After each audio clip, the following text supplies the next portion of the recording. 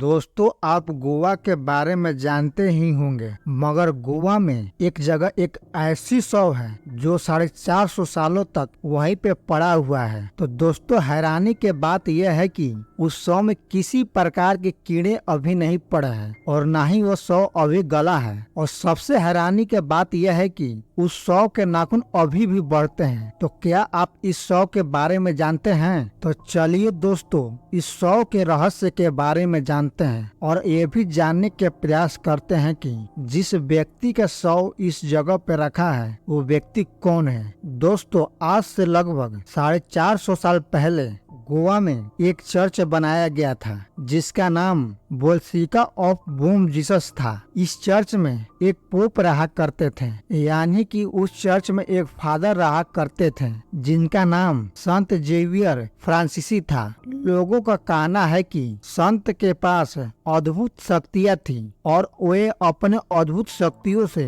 लोगों का इलाज किया करते थे और आगे जाकर कई हैरान कर देने वाली घटना भी घटती है। ऐसा माना जाता है कि सन 1552 में संत फ्रांसीसी जेवियर चीन के यात्रा पर गए हुए थे और इसी समुद्री यात्रा के दौरान उनकी मृत्यु हो जाती है, जहां से उनके शव को पहले गोवा लाया जाता है, फिर 2 वर्षों के पश्चात पुनः पुर्तगाल ले जाया जाता है। पुर्तगाल में उनके शवों के दर्शन के बाद उनके शव को पुनः गोवा लाया जाता है और उनके शव को बेल्सिका ऑफ बॉम जीसस चर्च में दफना दिया जाता है। मगर दोस्तों, हैरानी के बात यह है कि इस शव को लगभग 3 बार निकाला और दफनाया गया और इस दौरान संत का शव बिल्कुल वैसा ही को वैसा रहा जैसे पहले था और आज भी 450 साल बाद भी उनका शव वैसा ही की वैसा ही है। आगे जाकर मृत्यु के बाद कुछ और भी हैरान कर देने वाली घटनाएं घटती है जो अपने आप में आज भी रहस्यमयी है। दोस्तों, संत के शव को अभी भी हर 10 साल बाद